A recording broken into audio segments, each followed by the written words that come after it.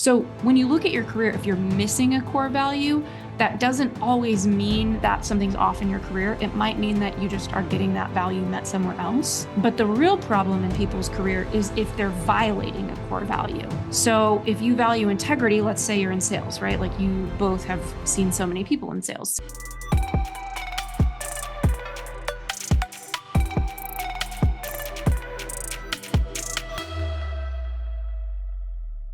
All right, everybody, welcome to another awesome episode. We have such a cool guest today, very unique, comes from totally different space, which I love bringing in just interesting, powerful people, and especially women. I think there's a lack of powerful women like Ashley. So we've got Ashley Stahl on this thing, and I have my beautiful wife, Dee.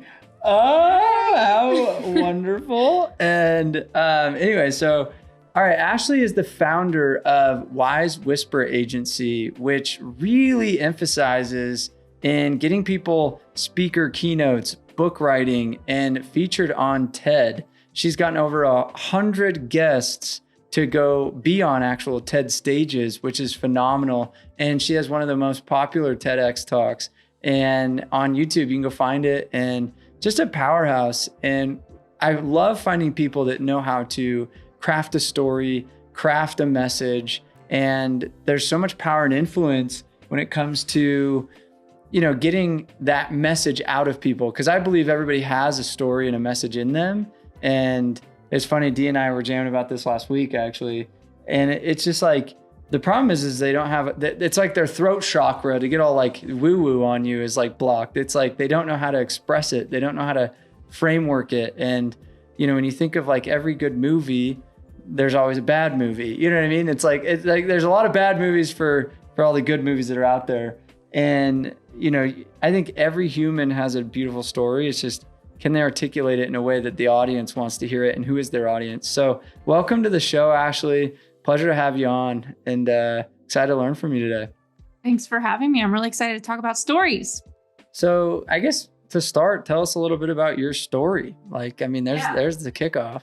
Yeah, very fair kickoff. I started my career in my 20s in national security and counterterrorism for the Obama administration. Wow, your tone just went and I'm really boring all of a sudden. So, did you not I don't know. I'm just throwing that out there. And I worked in the most weird field.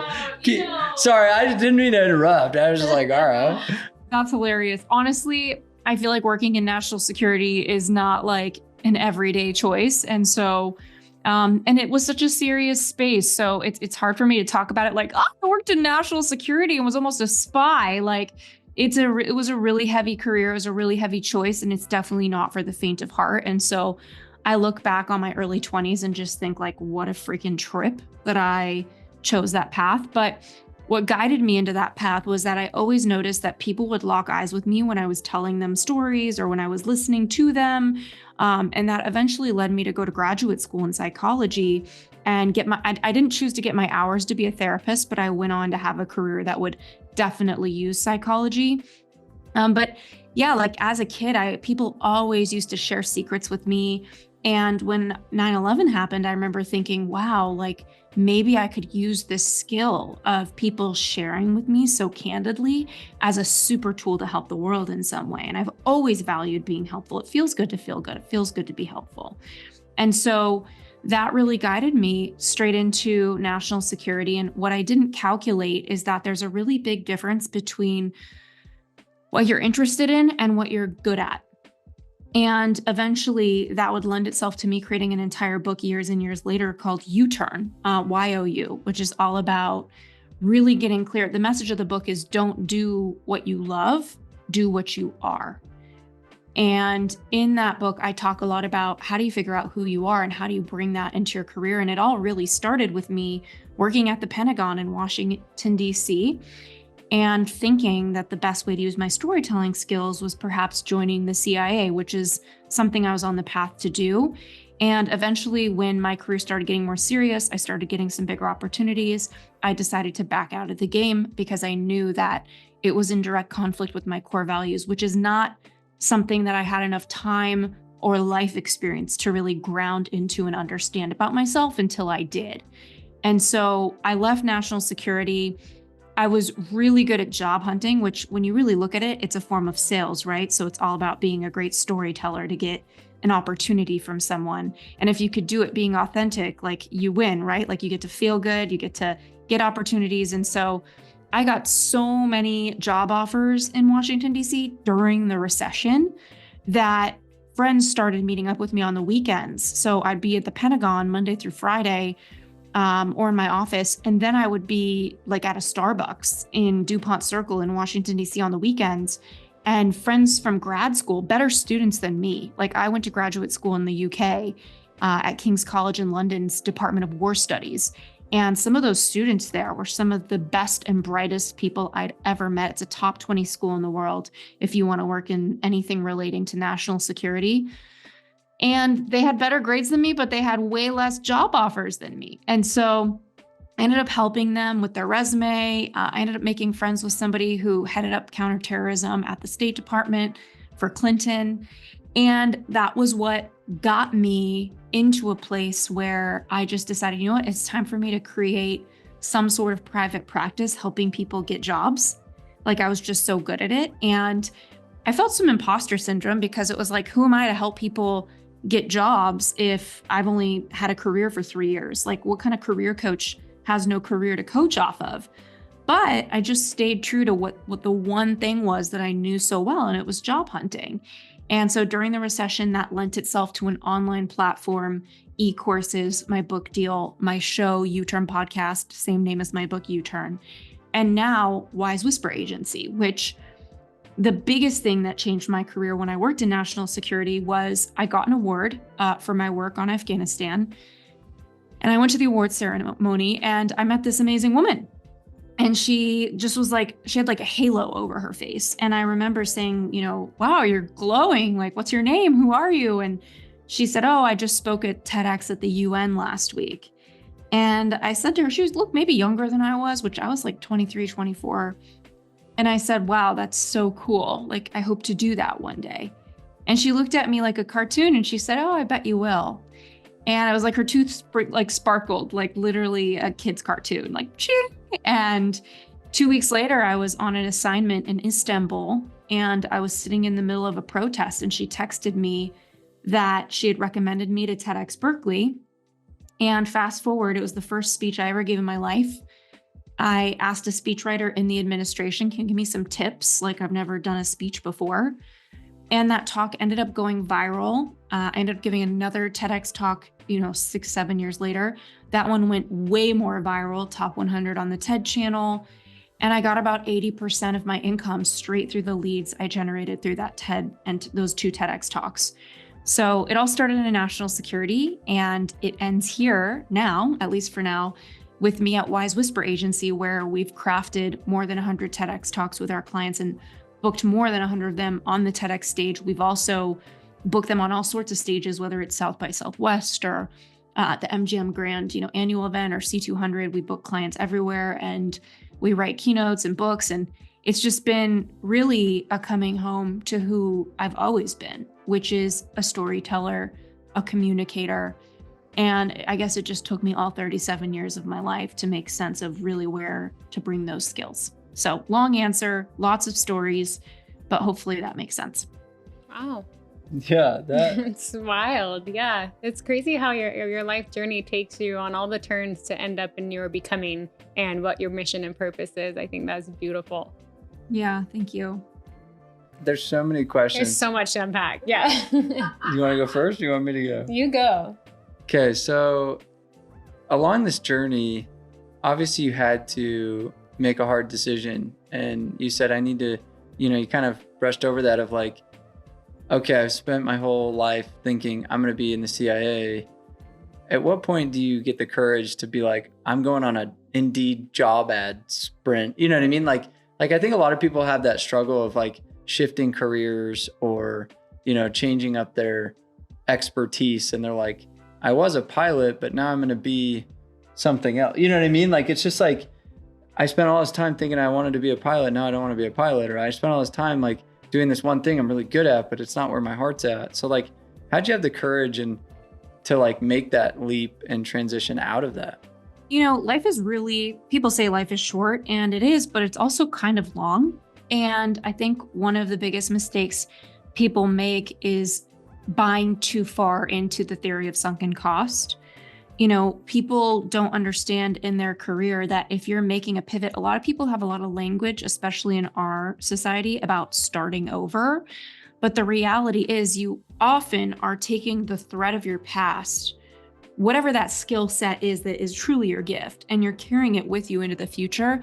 And the thing that stands between you and getting that salary or that opportunity that makes sense for you as a next step is ultimately how you communicate about the skills that you've used in the past. And so I think a lot of people get too stuck on what's on their resume, what's on their LinkedIn, what the world thinks they are. And they're not thinking enough about how to communicate about that underlying current, right? Like if you worked in PR and you want to pivot and be a zookeeper, I've never said this example before. Like what's the underlying thread? It's connection, right? Connection to people, connection to animals. Like you can play with that, right? So it's really taking a look at like, what is that gift? How do you express gratitude for it in the past and make sense of it moving forward?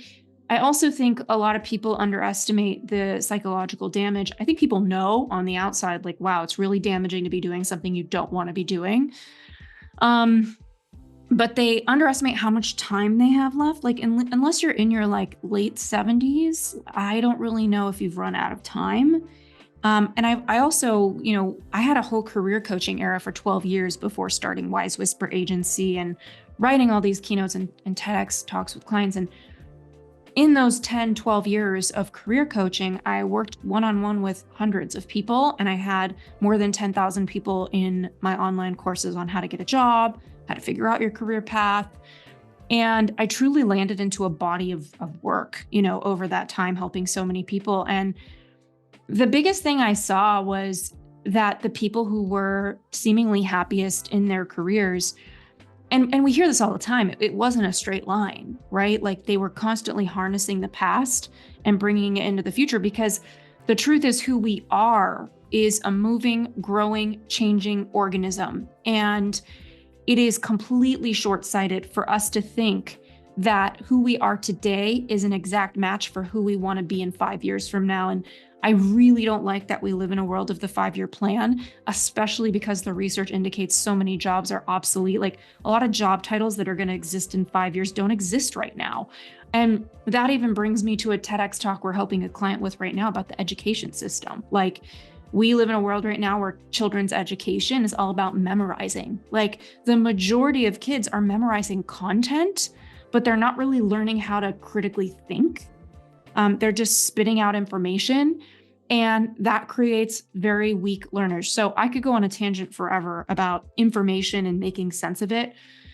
But coming back to the theory of sunken cost, at the end of the day, I mean, we see people say it all the time, the time's going to pass anyway. So do you want to be miserable in 3 years, or do you want to have taken really big action over the next 3 years? Because backing up is not always backing down.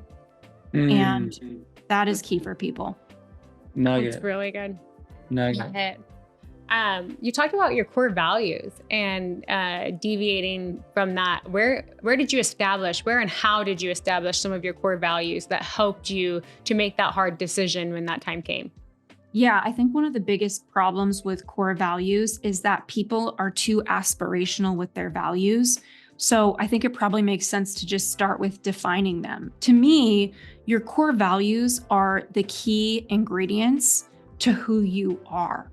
They are the non-negotiable principles by which you live your life. What comes to mind for me as an attorney that came into my career coaching practice forever ago, I'll never forget, I was like, hey, I have a core values sheet in my online courses, and people can still find all these courses like in the interwebs of me somewhere. Mostly you just find me at Wise Whisper Agency. But if you ever come across that sheet, I think it's in my Career Clarity Lab program. I would hand it to somebody and say, hey, circle maybe 10 of them and let's narrow it down to 5. These are core words that represent you. And she picked the word peace. And I remember being like, you're a litigator. Like, there's nothing about the path you've chosen that is peace. And it really became clear that it was more of an aspirational word. And so I think what we're aspiring to be more of is incredibly valuable to know, but I think it's not helpful as far as, really deciding what your next step is and looking at your values. A lot of people are unhappy with what they do, not if a core value is missing, right? Like a core value of mine could be, like fun. Maybe that's like a core value for me. And then I have self-expression and creativity and all these other things.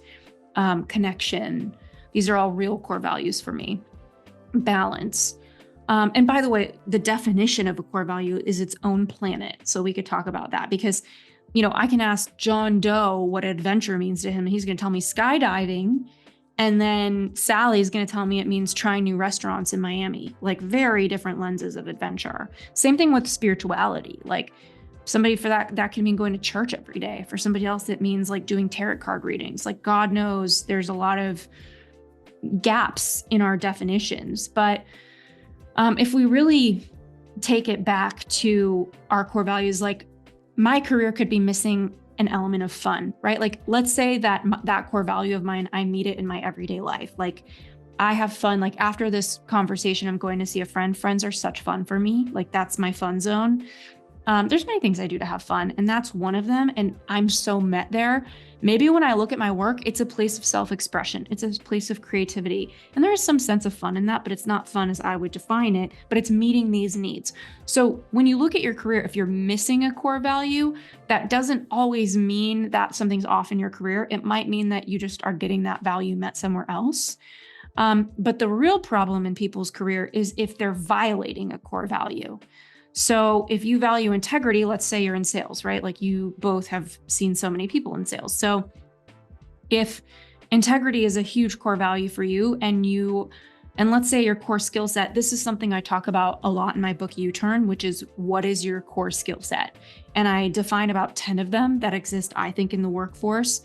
Obviously, you cannot obscure humans into 10 boxes, but I do think largely most people fit in those. So yeah, if you really look at what your core skill set is, there's a big difference between being a happy consumer of something, right? Like I'm a happy consumer of politics, but versus being a producer of that thing, that doesn't mean I'm supposed to be a politician. So when it comes back to core values, let's say you're a words person, that's your core skill set. A lot of salespeople are going to be words people because it's all communication. Like what words are happening in somebody's head that makes them move towards yes or no? What feelings are the words creating, right? Energy matters, right? Like for me, being trained to enter into the government in any sort of intelligence arena, I was trained to understand incongruence, right? So if my words are great, but my energy doesn't match, like there's incongruence, you're going to lose the opportunity. But as far as really looking at how you come across with your values, let's say this words person goes into sales, but the value they have is integrity because core skill set is different than core values, right? So if they value integrity, but they're selling something they don't believe in, that's a violation of their core value if they're out of integrity. So those are two kind of things that I would look at for somebody, at least in my past career coaching self. Thank you. That's, very insightful. I think you hit a couple of really good key points on there is what aspirational values do you have and what are actually the core that make you up that you should not deviate from because it will hurt you internally. Yeah, I watch like those incongruencies manifest themselves in so many ways too, like people, you think of the mental health issues, the complaints they have, it's like the lack of fulfillment in their profession, the relationship toxicity that created because they deviated, you know what I mean? It's like they aspired to have X, but they didn't really know what they were looking for. Yeah. So what's part of them. I'm going to shift gears a little bit because Dee and I have been jamming. I actually just read this book, Story Brand by Donald Miller. That's really good. And we were just jamming. She just did a keynote on Saturday for a bunch of women. And we were walking through her story. And so it kind of brings, you being the expert in storytelling and, I think of any salesperson, business owner, recruiter, company story. I think there's so many, just even a human, like you go to a party and the dude that knows how to tell the best stories and sits there and entertains by just them telling stories. It's just a way it's a way of communication. It's like, and the other day, Dee and I were sitting there. I think my biggest struggle is that there's so many stories, and I'm like, which one do I go with, and where do I tie it in? Because every single story that you've gone through has a lesson. Yeah, and there's the discovery of story and like identifying, and then there's the delivery, right? So Sunday we're meeting with a friend, and we were telling a story about how we went to Jackson Hole to do this Everesting thing. And I was like, you're ruining the construct of the story. You have to have the build up X, Y, Z. So I guess when you work with like a person that's trying to craft their story brand, what are some key components and advice you'd give them as they try to construct that? I mean, I've not steeped in Donald's body of work. I've read his book, so I don't consider myself somebody to speak properly on. No, but it's to your concept of that. Yeah. I'm not trying to teach Donald. I'm saying you teach you. Yeah. Yeah, for sure. I would say there's a couple types of storytelling that my team leans on the most. Just two of them, one I call educational storytelling and one I call flashback storytelling. And a lot of our clients for whom we are helping write TED Talks and book them, or any keynote really, we're seeing more virality with those two types of storytelling. So maybe just quickly, I can go through the options, at least that I've largely seen, of what are the options of stories, and then why are we focused on these two when it comes to communication at Wise Whisper Agency for so many clients who are getting on these big stages. Obviously, the first type of story, number one, we've heard a bajillion times, is the hero's journey, like beginning, middle, and end, story arc, traditional, climax with some sort of struggle, and then you end with a conclusion. But another type of storytelling, the second one I look at a lot, is drama storytelling. And we see that a lot on TV shows, like the show Succession, who, by the way, the writer of that show helps write with a lot of our TED Talks on our team. But that's a lot of drama storytelling, right? Like there's situations happening in every episode. You don't really know how the whole thing's going to end. Like you're just on a ride and then it ends with some sort of conclusion. That's drama. And so there's a lot of books or movies that are positioned that way, TV shows. Another type is snapshot storytelling. So there's a movie called Life Itself, and it opens up with a car accident. And the structure of the movie goes on to look at each person's life that was impacted by that accident. You see books that will do that, like it's snapshots. It's like you'll read a chapter and it's somebody's name, and that chapter is all about that person's perspective, and you have no idea what's going on with the other person. So it's a bunch of snapshots. Is that easy to do from a stage? I speak a lot, and so yeah. We don't do much of it. I mean, a lot of our writers have written a lot of movies that I grew up watching. Yeah. And so they do a lot of that there. I think you could do it as a speechwriter, but it's pretty masterful. That would be, I was trying to think of like, you'd have to tie all of the snapshots together. And in a speech. Well, you could do like, it would be mind blowing. Well, you could use, what's that, Prezzo, where you kind of zoom out and then zoom in over here. And if you use a Prezi presentation, where you could almost be like, here's the centerpiece. And then it's like, let's go over here. And that, and you'd almost have to use like, kind of take them on a journey. Accents even. You could be like, hey, and you could like play your own dialogue, you know what I mean? And you could, I could like, man, my creativity is one of my core values. Just went wild on that because my keynotes always have, last year it was like dudes on ladders doing egg runs with spoons in their mouths, like full theatrics. And the year before that I had like, I made a rap and produced music and had like, sounds behind the context. And like the year before that, I interviewed the devil. This next year is now going to be snapshot. I'm literally writing this down, and you're going to watch this keynote and be like, wow, he pulled that off. That was awesome. Who would be good to study with that is probably politicians. Like it's a different type of storytelling that they use a lot of educational storytelling. And I'll kind of share a little about how that looks, but you see a lot of them do snapshots where they're like, let's talk about, John Doe in the Midwest and a story about his life. And then let's talk about Sally in Seattle and a story in her life. and they focus on that and there's something there, and then they kind of bring it back to their message. So you could do that, but I do think even for me, I'm a pretty advanced speechwriter, and that gives me like numbers. Yeah. To bring it all together. Yeah, it'd be mind-blowing to bring it all together. Little did you know, they're all one family. It's like, you know what I mean? That's the conclusion. Exactly. There could be a surprise. Well, that's actually a different type of storytelling too. But yeah, there's the snapshots, and in the Life Itself movie, like you see this car accident and then all these people go on to have lives impacted by the accident in different ways, right? And then at the end, a couple of them meet each other. So it's like, that's the completion. Yeah. And then there's the gap storytelling. You see this a lot in speeches, like, and I think probably in sales conversations, like you're over here and you want to be over there. Like Martin Luther King, I have a dream. That's a gap story. That's like, we're not there, but this is the vision that I have of where we could be.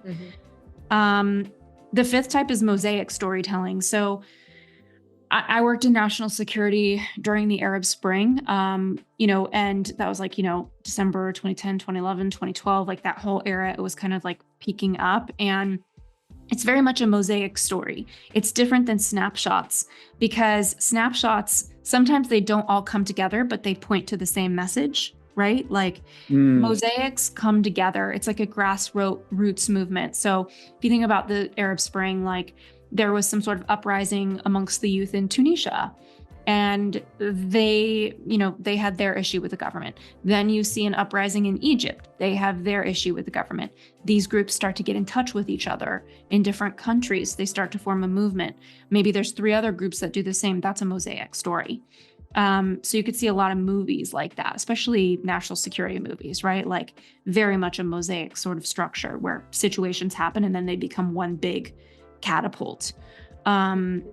And then one story that's really fun that you kind of see in a lot of like murder mysteries is the surprise, like the blind side. So drama storytelling, like just because you don't know where it's going, the one I brought up earlier, like a TV show, you kind of might have a sense of what finales could happen, right? Or what you're hoping. But they're not always a surprise. But there's surprise stories like murder shows where you have no idea who did it. You keep thinking it's somebody else and then you're completely blindsided. And you keep people on the edge of their seat. And then the last 2 types of stories are the ones that we spend the most time with at Wise Whisper. The first type is flashback stories. So this is where we bring the audience right into a moment as if they're watching the most heated moment of a movie scene. So too many speakers get on stage and they kind of like prop it up for too long. And that's kind of, at its best, it's called a warm opener, right? Like if you converse your way into a story and people are engaged. And sometimes if you don't, you know, go into a flashback properly, it's too cold of an opener. Like it's too performative. Like you're like, it was 7 a.m. when I got the, you know, a bat hit my head or like some crazy thing happened, right? It's too cold of an opener. There's no rapport with the audience yet. So it's a really fine line, but most of the clients that come in who we help with TEDx talks, we really advise them to do flashback stories. So if you watch my TEDx talk from 2019 called How to Figure Out What You Really Want, you know, that talk opens up with my dad getting a phone call in the kitchen that I was kidnapped. And like, and by the way, I think it's really important to point out that I did a flashback story in that opener, but it wasn't even my story. Like it wasn't about me, it was about my dad. And I think a lot of people, this is a huge breakthrough because if you're a storyteller online, or too many people assume they need to be the ones with the story, but you can be a curator and a holder of many stories that are relevant for many points, and they don't have to be yours.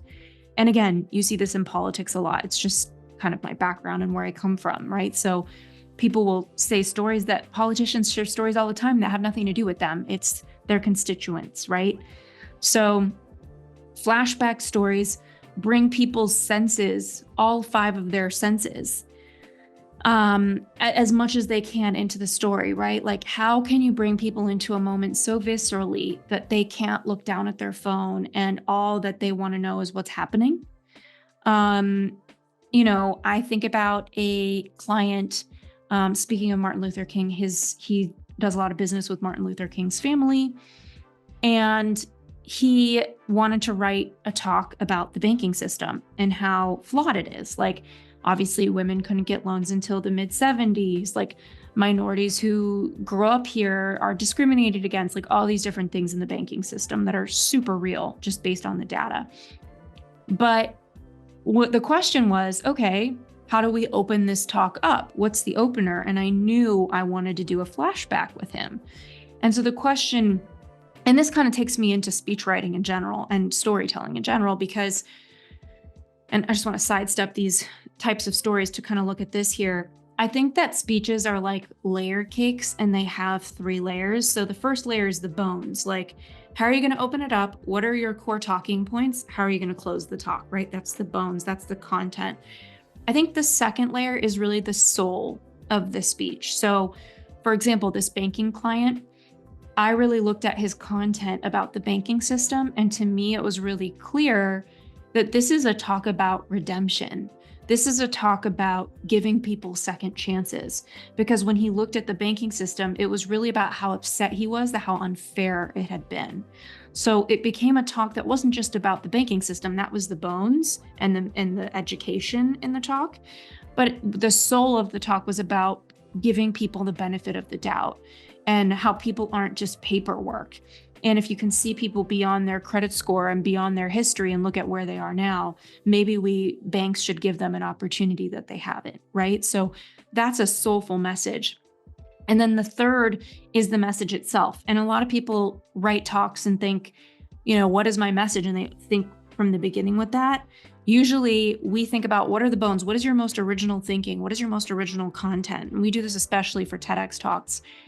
And then it's like, okay, well, what's this really about? What's the soul? And then once that's written, we look at the whole thing and we say, like the message of this talk is people aren't paperwork, like, or something like that. So it's really about peppering it throughout. So if we look at this client and we go back to this idea of, we've talked about mosaics and surprise stories and drama stories and gap stories. If we look at flashback stories, it's really about saying, what's a moment in time that you felt like somebody grazed over you and didn't give you a chance? Or what's a flashback of a moment that somebody did give you a chance? They gave you a big break. How can we open up your talk about that and show people the emotion and the power of that and get people dropped into a memory with you that they can relate to? So yeah, I could say a lot. No, I didn't realize there were so many different, like, now that you gave context to each story, it made me jump back to what is Star Wars versus what is the drama series, what is, you know what I mean? Like each concept. But what's interesting, like in context of what I do, I teach companies how to go recruit and train and onboard, and Dee obviously helps women really unlock their internal well-being. And why is storytelling, like, why is this even relevant is the power in which a story has influence. It's like it's moved from hieroglyphics, you know what I mean? They told stories on walls to being able to expound the Bible. It is full of just story. Like everything is influenced through the abilities of one's communication and capture attention. To capture attention. I mean, I could tell you a story about this couch and how it was made and the fabric, and immediately like it captivates your attention because you want to know, where did it come from? How did it, and it's just the human experience. They want to go through what you said, those senses, to experience it all, which is relevant to everything we do. Yeah. I guess then what's interesting, and maybe Dee, you have some insight on this too, because like in today's world, there's a lack of attention, right? And it's like, we never watch TV anymore. We don't watch movies. It's almost like those are too long. Like I don't got time to go sit there and, I got other things to do. And that's just us. I mean, there's still, everybody binge watches their shows and stuff, but I guess in today's lack of attention, or things need to be in short reel format, where you only have 60 seconds. You don't have a whole someone's attention. Yeah, exactly. Like you're in a 60-second reel today's work, instead of like they're going to watch your documentary on you. What are some fast, quick tips on creating attention in such a short amount of time? I even think of a TEDx talk. It'd be so hard. I mean, I was given 30 minutes last week. I spoke at the Direct Sellers conference, and it was 100 and something business owners that run like the largest network marketing, all these big sales companies, and I'm like, man, 30 minutes is so much harder than 45. 45 is so much harder than an hour. Give me 2 days. Easy. And to know what direction you take to captivate the attention and get the story out in a good manner. And how do you do it in a quick way? Yeah. Well, I love structure, and that's created a lot of frameworks at Wise Whisper for how we write 45-minute keynotes versus most clients don't come in for a keynote wanting a fully ghostwritten 45-minute thing, right? A TED Talk, on the other hand, they want that written on the page because that's only 8 to 18 minutes. That's anywhere from 3 to 6 pages typed. They're better served memorizing it. So a fundamental for me is 115 words per minute. So that helps people at least just structure it okay, how many words are on a page, right? Okay, how many pages should this be? Okay, if it's 16 pages for an hour, I don't want to open up with my story for more than a quarter of this, right? Because at least half the talk needs to be more actionable, right? So it's really about kind of looking at it like a piece of real estate. Like, how much real estate do you want to give an opening? How much real estate do you want to give core points? And again, we talked about how you don't have to share your own story. You could share somebody else's story. So if you're doing a flashback story, there's really 2 approaches. Like, the first one I like to call the quick win. That's the crazy story. And the reality is not everybody has a crazy story. So you don't have to have a crazy story. Like, we've had clients who tell us really intimate stories about how they were in high school and they felt like they were a nerd and really not liked, and they felt pudgy and left out. Like, I had this one client comes to mind. Those were her words. And she told me a story about how in high school, she was at the popular kid's house for a party, and how this girl came up to her and said he wanted to talk to her. And she couldn't believe it. She ran to the bathroom to fix her hair. And then she heard through the door somebody talking to him and him saying, "Ew, no, I don't want to talk to her." And it, completely deflated her confidence for the next 5 years. She wasn't the same girl. And so I don't think we need these quick win, big, crazy stories. I think we need deeply honest and intimate stories. And that's why Martin Scorsese says what's most personal is most creative. And I think in today's world, you look at where AI is going. I saw this quote on AI, and a lot of people are using it. I've used it to help write copy. I've used it to help, craft things and structure things. But I saw this quote the other day. It was AI will always be able to articulate what has already happened, but it won't be able to write the story yet to come. And I think going back to that gap storytelling, and AI is never going to be able to bring the same emotion.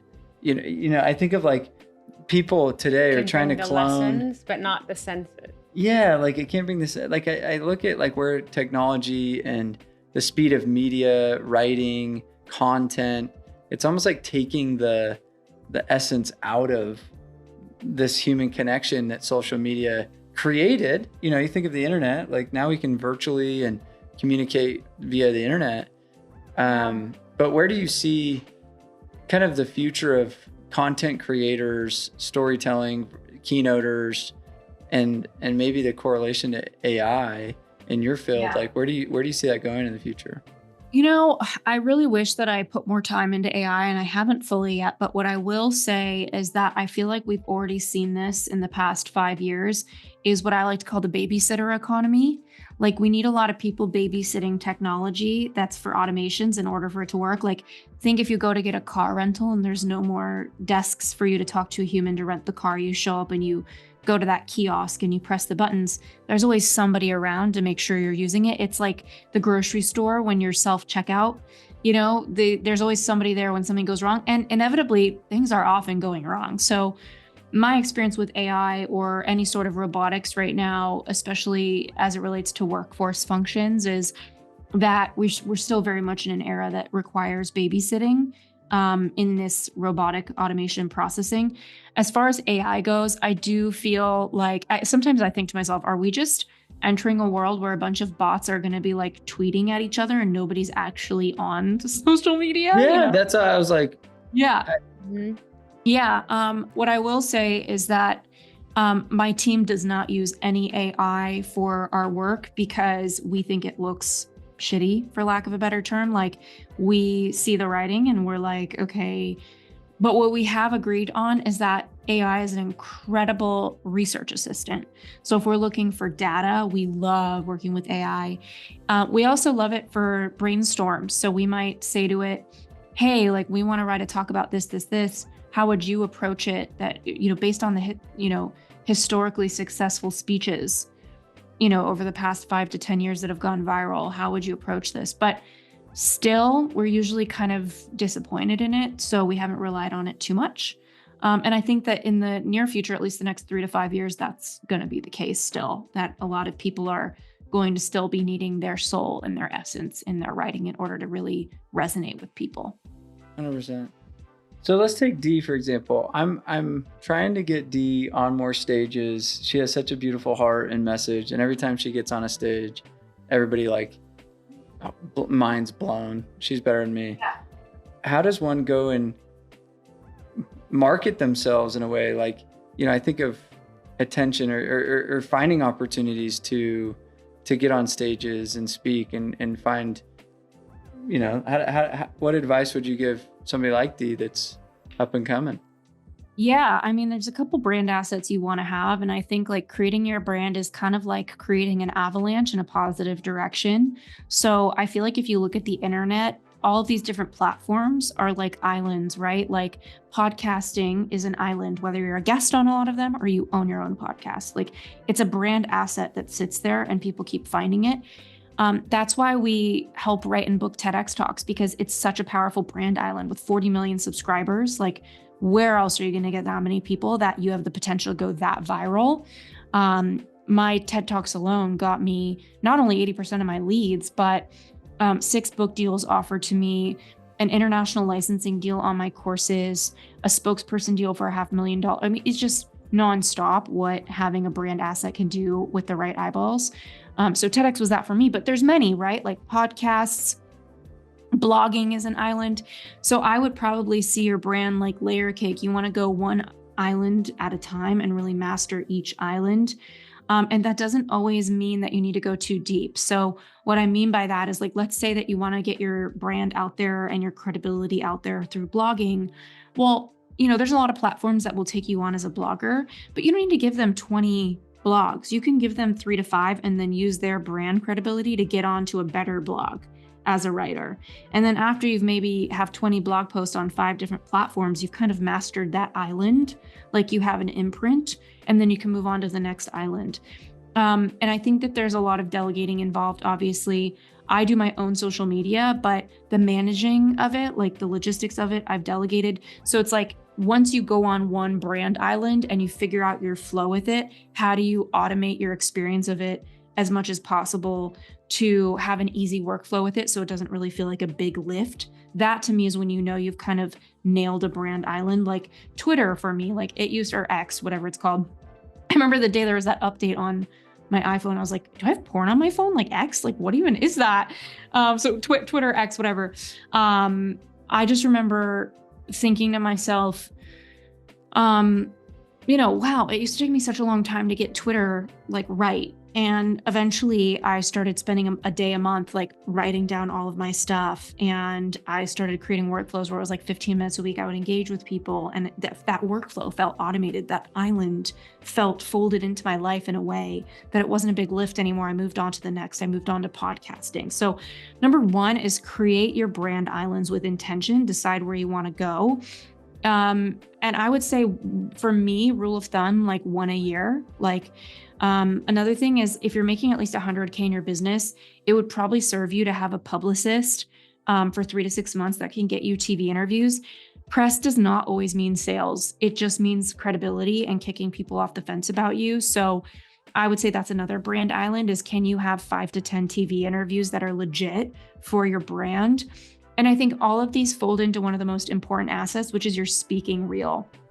And my reel is a little bit too long. And this is what I love the most for clients that do the TEDx talk, is that they are able to take a 45 to 90 second bite from that and turn it into a speaking reel with B-roll on it. I haven't worked on my speaking reel for a long time because I'm so immersed in everybody else's brand, which is where I want to be, honestly. But My speaking reel was too long. It was like 3 minutes. The reel itself is good as far as the structure. So if anybody looks up my 2019 speaking reel, it's a great reel, but what it's missing is, it's missing testimonials that are targeted. Too many of my testimonials are saying, Ashley's amazing. Not enough about this is the exact thing you want to have Ashley for. This is where she's amazing. So it's very specific. You want specific testimonials on there of what you want to be known for. You want B-roll that gives you the credibility on there, panning in and out. You want a soundbite that is 45 to 90 seconds that is exactly aligned with what you want to be speaking on. One of the biggest mistakes new speakers make, or even people that have more season, is that they spread themselves too thin and they say yes to too many keynotes and they have no mastery. We're helping people with keynotes right now, and we help them brainstorm like their message. It's usually over 8 Zoom calls. So it's a much bigger undertaking than the TEDx talk, which we help people craft that talk and get booked only in 4 Zoom calls of their time. It's like a very small lift for them. We designed it that way, but a keynote's a bigger lift and it takes a lot more reflection on what's your message. And how do you have different stories that support that message? How do you have your content organized in a way that supports that message? But I think it really starts with having a speaking reel, pitching yourself, and intentionally building your brand islands. And also remembering the power of, again, not selling too many topics. Like, don't be afraid to say no. I remember when I was career coaching, I would get asked a lot to talk about what we talked about, like career clarity, communication, elevator pitch, job hunting, the future of work. But anybody who asked me to talk about millennials versus Gen Z versus Gen X versus baby boomers, I was probably more of an expert on that than most people they would ask, but it wasn't a keynote I wanted to write and give more of. So I turned down that money because it was just distracting me. And for me personally, it takes a couple of months to like iterate with, and this is me because I'm a writer myself. It's different than how we serve our clients, but my relationship with myself as a speaker is spending a lot of time crafting one talk. And you have to remember that being a top speaker is really not being a speechwriter, it's being an actor, right? Because more than half of your success is in your delivery. And that comes down to how you pause, where you stand on stage. And one of the most successful offers outside of crafting and booking the TEDx with us is a lot of people have come in for speaking, and we've been pitching them to up to 40 stages a month, both online and in person. And what's been so crazy about that is I've realized that there's really 2 types of speaking, and people need to pick a lane, and you can move on to one, but the first kind is speaking for your brand, right? Like that's like if you have a book, if you have a business and you want people to hire you, or you have some sort of intention. The other type is speaking to be a full-time high-paid speaker. And you really have to clarify which one you want. And even if you want to be a high-paid speaker, you need all the brand assets I just talked about: a reel, the credibility, the islands, and a powerful talk that you've rehearsed, not more than 1 or 2, right? That can really put you on the map. I think too many speakers are speaking to small audiences, and obviously you never know who's in the audience, but that's why our most asked for offer is the TEDx one, because it's like, where can we go better than 40 million people waiting to hear your thing? Like, you have the opportunity to go and be seen unlike anywhere else.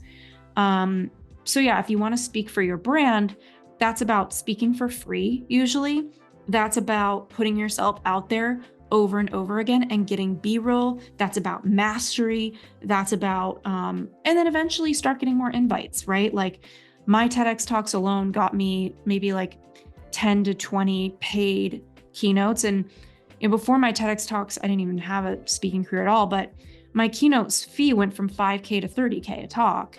And that was just from the natural inbound of 20 talks a year and me being able to up my keynote rate. But now as a business owner, my ideal client, anybody who wants a TEDx talk or a book or whatever, these people I would be happy to speak for free and get in front of these audiences. So I think also people need to pick a lane. Yeah. I think that's critical. And I think I find myself in that a lot, because Dee's like, wait, they're not paying you to go out there? And it's like, yeah, but I'm promoting, you know what I mean? Like that's very different. And then it's also hard because there's a lot of times I host events where I'm like, I don't want to sell right now, and I'd rather just authentically serve and share. But it's like the whole company is depending on me actually selling shit. Like, you know what I mean? And being the promoter. And I think that hit home so heavily. And I'm like, oh, I think I'm in the place where I'm like, cool, I will transition over to a different thing in a minute. But anyway, I'm still definitely in that promoter, like sales blood. It's naturally in me. But no, hey, Ashley, like we got to wrap up, but this has been awesome. And I think for anybody listening to this, like, I don't even think a lot of people are even conscious of the concept. Like, I'm not a speaker. I'm not trying to be an influencer. I'm like, are you effing kidding me? You're trying to sell your kid on eating vegetables. And it's like, if you can properly influence through storytelling and build the gap. Like last night, we literally with our kid, we were like scrolling through photos and showing this kid that was walking through each year in his transformation. He's like, oh, look, there he is playing video games. We're like, and look how fat he is. And we were like, let's fast forward 10 years if you just keep obsessing over video games. His transformation. Yeah. Of like, I have stepped out of this realm. And it was just really cool for my son to see the ways that you can transform and evolve yourself when you're committed to growth. And so we were trying to tell a story of this kid that he knows and he's friends with. And we're like, look, that could be you or that could be you. And which one do you want to be? And, you know, I think we use stories in so many more contexts than we realize. And to have conscious competence around which story am I using, for what intention, what's the structure and framework, and what's my delivery. And you were to break that down, I think the ability to communicate will increase so fast and so much. So it's cool to find experts like yourself. So if anybody wants to connect with you, what's the best way they can reach out, you know? Yeah, everything's at wisewhisperagency.com. I'm on Instagram, U-Turn Podcast, all the spots. My book's everywhere books are sold, but I would say start with wisewhisperagency.com. Love that. Guys, reach out if you need some help just pulling the story out of you, or you want to get on TEDx and you want to be, you know, getting into the publishing game. You know, it's getting out there and getting attention is step one. So appreciate you being on the show, and see you guys all in the next episode.